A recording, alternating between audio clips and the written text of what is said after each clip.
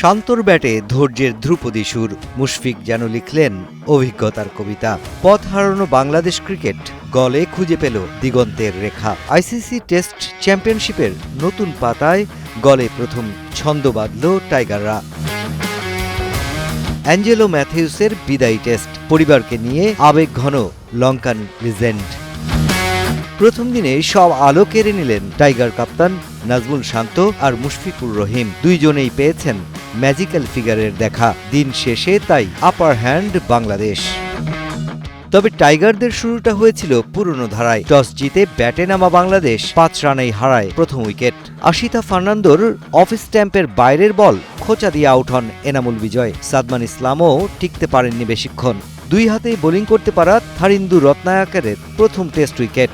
স্লিপে থাকা Dhananjaya D silver হাতে সহজ ক্যাচ দেন সাদমান। পরের ওভারে আবারও রত্নানায়কের আঘাত। তার বলে স্লিপে মমিনুলের দুর্দান্ত ক্যাচ নেন লঙ্কান কাপ্তান ধনঞ্জয়া। 33 বলে মমিনুলের 29 রান। প্রথম সেশনে আর কোনো উইকেট হারায়নি বাংলাদেশ। প্রতিরোধ গড়া শুরু করেন নাজমুল শান্ত আর মুশফিকুর রহিম। 3 উইকেটে 90 রান নিয়ে লাঞ্চে বাংলাদেশ।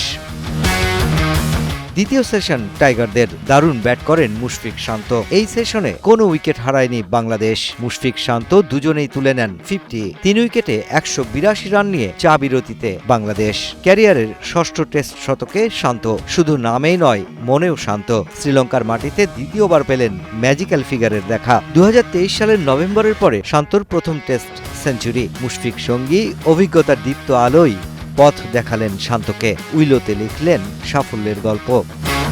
নাজমুল হোসেন শান্তর পর সেঞ্চুরি করলেন মুশফিকুর রহিম। টেস্টে তার দ্বাদশ সেঞ্চুরি। শ্রীলঙ্কার বিপক্ষে চতুর্থ আর গলে দ্বিতীয়। প্রথম দিন শেষে বাংলাদেশের সংগ্রহ 3 উইকেটে 292 run.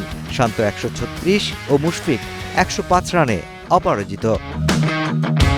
Mushfiqur Rahman, star news.